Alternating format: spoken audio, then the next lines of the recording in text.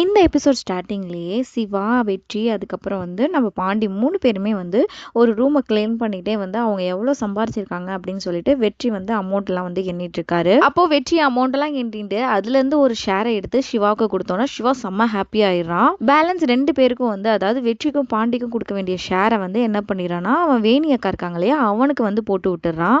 அமௌண்ட்டை போட்டு விட்டோன்னே வேணி அக்காவுக்கு கால் பண்ணி இந்த மாதிரி உனக்கு 50,000 பணம் போட்டு விட்டுருக்கேன் வந்திருக்கான்னு பாருன்னு சொல்லிட்டு இந்த அமௌண்ட்டை ரம்யாவுக்கு ஃபீஸ் கட்டுறதுக்கு கட்டிட்டு பேலன்ஸ் இருக்கிற காசை அந்த கார்பரேஷன்காரவங்க மூஞ்சில விட்டேரிக்கா அப்படின்னு சொல்லி சொல்றான். இப்போ எதுக்குடா எனக்கு அமௌண்ட் போட்டு விட்ட அப்படின்னு சொல்லி வேணியை கத்திட்டுறாங்க. அதுக்கு வெற்றி எல்லாம் எனக்கு தெரியும்க்கா, நீ வந்து ஃபோனை வையே, நீ எல்லாத்துக்கும் செட்டில் பண்ணு அப்படிங்கிற மாதிரி சொன்னோன்னே இந்த பக்கம் பாண்டி ஏன்டா இப்படி பண்ண அப்படிங்கிற மாதிரி அவன் ரொம்ப கொந்தளிச்சிட்டு இருக்கான். நம்மளாச்சு ஹாஸ்டல்ல ஒரு வாய் சாப்பாடு நல்ல சாப்பாடு சாப்பிட்றோம்டா, அவங்க நிலைமையை நீ கொஞ்சமாச்சும் யோசிச்சு பார்த்தியா, நம்மளால தான் அவங்களுக்கு இந்த மாதிரி ஒரு நிலைமை அப்படிங்கிற மாதிரி சொன்னது மட்டும் இல்லாமல் அடுத்த டைம் நம்ம சம்பாதிக்கிறதெல்லாம் நமக்கு தாண்டா அப்படின்னு பாண்டியை கொஞ்சம் வந்து ஆறுதல் படுத்திட்டு இருக்கான். நெக்ஸ்ட் அப்படியே கட் பண்ணா கிச்சன்ல காட்டுறாங்க. கிச்சன்ல ரொம்ப பரபரப்பா எல்லாரும் சமையல் பண்ணிட்டு இருக்காங்க. அப்ப ஜான் ரொம்பவே டென்ஷனா வந்து கத்திட்டு இருக்காங்க.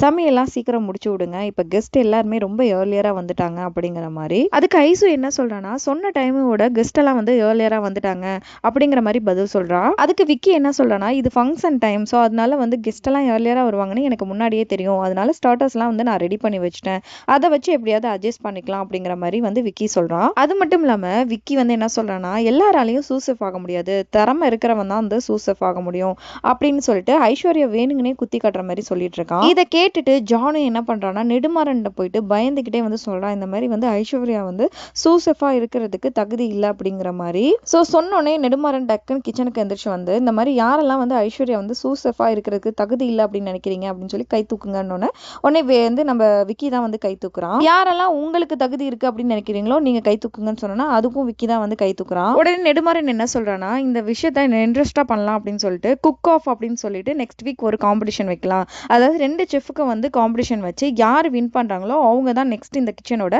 சூசெஃப் அப்படிங்கிற மாதிரி சொல்றான். நெக்ஸ்ட் அப்படியே கட் பண்ணா ரியா வந்து செக்அப், ரெகுலர் செக்அப்புக்காக நம்ம ஹாஸ்பிட்டல் போயிருக்கா. அப்ப ராஜன் தான் கூட போயிருக்கா.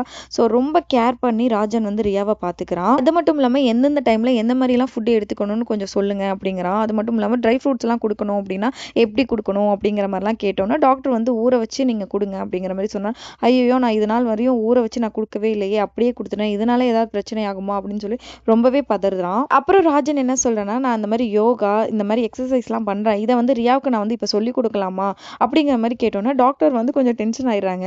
ஐயோ அதெல்லாம் வந்து சொல்லிக் கொடுக்கக்கூடாது, இந்த டைமில் வந்து இதெல்லாம் வந்து ரொம்பவே ரிஸ்கான விஷயம் அப்படிங்கிற மாதிரி சொல்கிறான். இப்படி ரியாக்காக பார்த்து பார்த்து எல்லா விஷயத்தையும் டாக்டர்கிட்ட வந்து கேட்டு தெரிஞ்சுக்கிறான். டாக்டர் ரொம்ப டென்ஷன் ஆகி நீங்கள் வெளியில் போங்க அப்படிங்கிற மாதிரி சொல்லிடுறாங்க, அவங்கள நான் செக்அப் பண்ணும் அப்படின்னு சொல்லிட்டு. ராஜன் வெளியே போனோன்னே ரியா கிட்ட வந்து இந்த மாதிரி ஹஸ்பண்ட்லாம் கிடைக்கிறதுக்கு ரொம்பவே நீங்கள் கொடுத்து வச்சிருக்கணும், இப்படி ராஜனை பற்றி டாக்டர் வந்து ரியா கிட்ட வந்து சில விஷயம் சொன்னாலுமே வந்து இவர் என் ஹஸ்பண்ட் இல்லை அப்படிங்கிற விஷயத்த வந்து ரியா வந்து சொல்லலை டாக்டர்கிட்ட, என் ஃப்ரெண்டு தான் அப்படின்னு சொல்லியிருக்கலாம், பட் ஏன் சொல்லலை அப்படின்னு சொல்லிட்டு தெரியல. ஸோ அங்கேருந்து ரியா வந்து உடனே ராஜனை பார்க்கறதுக்காக வராங்க. மெடிக்கல் ஷாப்பில் வந்து ராஜன் மாத்திரை வாங்கிட்டு இருக்கான். அப்போ வந்து ராஜன் கிட்ட, ஏன் ராஜன் நீ வந்து இன்னும் கல்யாணம் பண்ணிக்காம இருக்க அப்படின்னு சொல்லிட்டு ராஜன்கிட்ட கேட்டோன்னே ராஜன் வந்து அதுக்கு என்ன சொல்றான்னா, வந்து இந்த மாதிரி உனக்கு கால் வலிக்கும், போய் ஃபர்ஸ்ட் உட்காரு அப்படின்னு சொல்லிட்டு மழுப்பிடுறான். ஒருவேளை ராஜன் வந்து ரொம்ப வருஷமா வந்து ஒன் சைடாவே லவ் பண்ணிட்டு இருக்கான் போல ரியா கிட்ட சொல்லாம. நெக்ஸ்ட் சீன்ல என்ன நடக்குதுன்னா, உத்தமன் ஐசுவையும் வெற்றியும் கூப்பிடுறாரு. இன்னைக்கு நைட் நம்ம ரெசார்ட்ல ஒரு கெஸ்ட்டுக்கு கப்புள்ஸ்க்கு வந்து இந்த மாதிரி ஃபர்ஸ்ட் நைட் நடக்க போகுது, அதனால நம்ம என்ன பண்ணணும்னா சூப்பரா வந்து டெக்கரேஷன் பண்ணும், இது வரைக்கும் நம்ம ரெசார்ட்ல 99 கப்புள்ஸ்க்கு ஃபர்ஸ்ட் நைட் பண்ணியிருக்கோம், இது வந்து 100 அப்படின்ட்டு ரொம்ப வந்து ஓவரா பேசிட்டு இருக்காரு.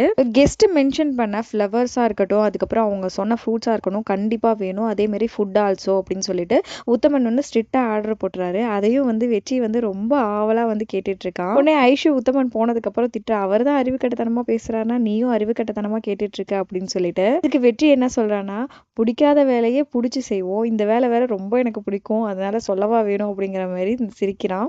அதுக்கப்புறம் இவங்க 2 பேருமே வந்து மார்க்கெட் போகணும், ஏன்னா வந்து ஐஷு வந்து ஃப்ரூட்ஸ் எல்லாம் வாங்கணும், ஸோ வெற்றி ஃப்ளவர்ஸ்லாம் வாங்கணும் அப்படிங்கிறதுக்காக அவங்க வந்து மார்க்கெட் போகிறாங்க.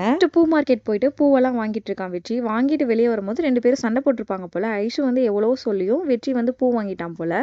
ஸோ ஐஷு வந்து வெளியே வந்தோடனே வெற்றி என்ன ஆச்சு, ஏன் இப்படி சத்தம் போட்ட அப்படின்னு சொல்லிட்டு கேட்டோன்னே, நான் வந்து எவ்வளோ சொல்கிறேன், இவ்வளோ விலை சொல்கிறாங்க அப்படின்னு சொல்லிட்டு வாங்காதுன்னு சொல்லிட்டு எப்படி எப்படியோ சிக்னல் கொடுக்குறேன், மரமட்டைக்கு தான் புரியல அப்படிங்கிற மாதிரி ஐஷு சொல்றா. வெற்றி என்ன சொல்றான்னா, ஆமா என்னாச்சு உனக்கு, காலையிலேருந்து நீ சரியில்லையே, எதுவும் ப்ராப்ளமா அப்படிங்கிற மாதிரி கேட்டோன்னே, பெரிய ப்ராப்ளம்லாம் இல்லை, எனக்கும் விக்கியும் இந்த மாதிரி நெக்ஸ்ட் வீக் வந்து காம்படிஷன் வச்சிருக்காரு.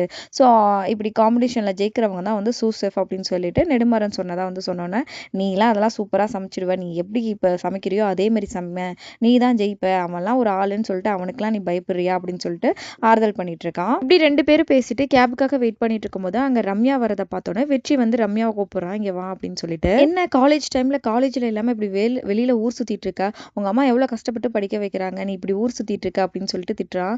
நான் ஒன்றும் ஊரெல்லாம் சுத்த வரல, எனக்கு காலேஜ்ல திங்ஸ் வாங்க வேண்டியதா இருந்துச்சு, அதுக்காக தான் நான் வந்தேன் அப்படின்னு சொல்லிட்டு சொல்றான். அதுக்கப்புறம் ரம்யா என்ன கேட்கறாங்க, நான் வந்தது இருக்கட்டும், நீ எங்க ஊர் சுத்திட்டு இருக்க அப்படின்னு கேட்டோன்னே உடனே பட்டுன்னு என்ன சொல்றான் வெற்றி, நாங்க 2 பேரும் ஃபர்ஸ்ட் நைட்டுக்காக பூ வாங்குறதுக்கு வந்தோம் அப்படின்னு சொன்னோன்னே, என்னது ஃபர்ஸ்ட் நைட்டா அப்படின்னு, ஆமா ஃபர்ஸ்ட் நைட்டுக்கு பூ வாங்க வந்தோம் அப்படின்னு சொன்னோன்னே ஐஸ்வர்யா வந்து திட்டுறா, டேய் ஒழுங்கா சொல்லுடா, அவங்க நம்ம 2 பேருக்கும் ஃபர்ஸ்ட் நைட்னு நினைச்சிட்டு சொல்றாடா அப்படின்னு சொன்னோன்னே, நீ எங்க 2 பேருக்கும் நினைச்சியா, சீச்சி இல்ல ஒரு கெஸ்ட்டுக்கு வராங்க, அவங்களுக்கு ஃபர்ஸ்ட் நைட், அதுக்காக பூ வாங்க வந்தோம் அப்படின்னு சொல்லிட்டு அப்படி சொல்றான். உடனே ரம்யாவும் என்ன சொல்றாங்க, இதெல்லாம் நம்புற மாதிரியா இருக்கு அப்படின்னு கேட்டோன்னே உடனே 2 பேரும் பதறாங்க, ஐயோ உண்மையாவே அப்படின்னு சொல்லிட்டு. சரி சரி வேலையெல்லாம் முடிச்சுட்டு ஊர் மேயாம ஒழுங்கா வீட்டுக்கு போய் சேரு அப்படிங்கிற மாதிரி ரம்யாவும் அங்க இருந்து கிளம்பிடுறாங்க. ரம்யா இப்படி சொன்னதை நினைச்சு ஐஸ்வர்யா உடனே வெற்றி கிட்ட கேக்குறாங்க, என்ன அவ இவ்வளோ பேச்சு பேசுறா, நீ காதுல வாங்கிட்டு எதுவும் பதில் பேசாம இருக்க அப்படின்னோடனே, அவகிட்டலாம் மனுஷன் பேச முடியுமா அப்படின்னு சொல்லிட்டு வெற்றியும் சொல்றாங்க.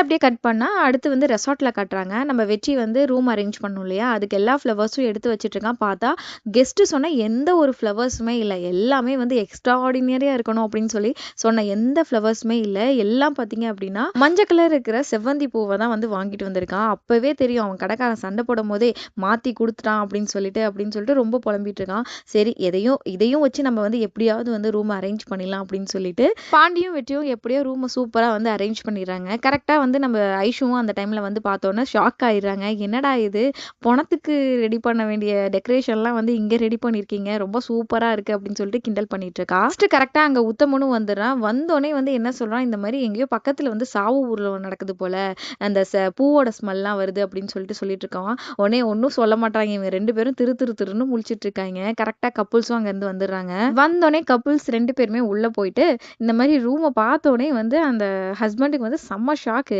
வந்தோடனே உத்தமனை பிடிச்சி பயங்கரமாக திட்டிட்டு இருக்கான். நான் என்ன மாதிரி ஃப்ளவர்ஸ்லாம் வந்து உன்னை அரேஞ்ச் பண்ண சொன்னா, நீ என்னடா சாவு ஊர்லத்துக்கு வந்து அரேஞ்ச் பண்ணி வச்சிருக்கியான்னு சொல்லிட்டு. அப்புறம் தான் பார்த்தா செவ்வந்தி பூ ஸ்மெல் வந்து இங்கேருந்து தான் வருது அப்படின்னு சொல்லி உத்தமன் வந்து சொல்கிறான். அதுக்கப்புறம் வந்து அங்கே பின்னாடி அவங்க ஒய்ஃப் இருக்காங்க இல்லையா, அவங்க வந்து என்ன சொல்கிறாங்கன்னா, இந்த டெக்கரேஷனும் எனக்கு ரொம்ப பிடிச்சிருக்கு, ரொம்ப ப்ரெசண்ட்டாக இருக்குது ஸ்மெல் அப்படின்னு சொன்னோன்னே தான் வந்து அவங்க வந்து கொஞ்சம் வந்து கூல் ஆகுறாங்க. அப்புறம் உத்தமன் சொல்கிறாரு, தப்பிச்சிங்கடா பாவீங்களா, இல்லைன்னு வச்சுக்கீங்களேன் நடக்கிறதே வேற அப்படின்னு சொல்லிட்டு திட்டி விட்டுட்டு அங்கேருந்து கிளம்பிடுறாரு. நெக்ஸ்ட் அப்படியே கட் பண்ணா ரெசார்ட்ல நம்ம ரகுபதி சார் இருக்கார் இல்லையா, நெடுமாறனை கூப்பிட்டு வச்சு இந்த மாதிரி சிதம்பரம் வந்து அந்த தப்பை பண்ணியிருக்க மாட்டாருன்னு இப்போ எனக்கு தோணுது அப்படின்னு சொல்லிட்டு சொல்றாரு. உடனே அதுக்கு நெடுமாறன் என்ன சொல்றான்னா, இப்போ எதுக்கு அதெல்லாம் வந்து பழசெல்லாம் வந்து கிளறிட்டு இருக்கீங்க அப்படிங்கிற மாதிரி சொல்றான். நெடுமாறன் இப்படி சொன்னோன்னே ரகுபதி சார் என்ன கேட்கிறாருன்னா, உன்னோட ஃப்ரெண்டு தானே, உனக்கு தெரியும்ல அவன் பண்ணியிருப்பானா பண்ணியிருக்க மாட்டானா அப்படின்னு சொல்லிட்டு கேட்கிறாரு. அதுக்கு நெடுமாறன் கரெக்டான பதில் சொல்லாம கொஞ்சம் மழுப்புறான். பண்ணியிருக்கிறதுக்கும் வாய்ப்பு இருக்கு சார் அப்படிங்கிற மாதிரி. ஸோ யார் தான் தப்பு பண்ணல, நீங்க பண்ணலையா நான் பண்ணலையா அப்படிங்கிற மாதிரி அதுக்கு கரெக்டான பதில் சொல்லாம ஏதேதோ சொல்லி மழுப்பிட்டு இருக்கான். உடனே ரகுபதி சார் என்ன சொல்றாருன்னா, நான் கண்டிப்பா இந்த விஷயத்தை நான் கண்டுபிடிக்காம விட மாட்டேன் அப்படிங்கிற மாதிரி சொல்றாரு. உடனே நெடுமாறன் என்ன கேட்கிறாருன்னா, உங்களுக்கு யார் மேலேயாவது சந்தேகம் இருக்கா அப்படிங்கிற மாதிரி கேட்டோன்னே அதுக்கு நம்ம சாரும் என்ன சொல்றாருன்னா, ஆமா நம்ம அக்கௌண்டன்ஸ் குமரேஷன் தெரியும் இல்லையா, அவர் மேலதான் எனக்கு சந்தேகமா இருக்கு. ஸோ அவர் அட்ரஸ் வேற கிடைச்சிருக்கு, அவரை போய் நான் தேடி கண்டுபிடிச்சு நான் விசாரிக்க போறேன் அப்படின்னு மாதிரி சொல்றாரு. நெடுமாறனுக்கு மூஞ்சியில பயங்கரமா டென்ஷன் ஆகுறாரு. ஆனா அதை வெளியே எதுவும் காட்டாம, நீங்க எது செஞ்சாலும் அது கரெக்டா தான் சார் இருக்கும், நான் உங்க கூடயே நிக்கிறேன் அப்படிங்கிற மாதிரி சொல்லிட்டு இந்த எபிசோடையும் அப்படியே முடிக்கிறாங்க.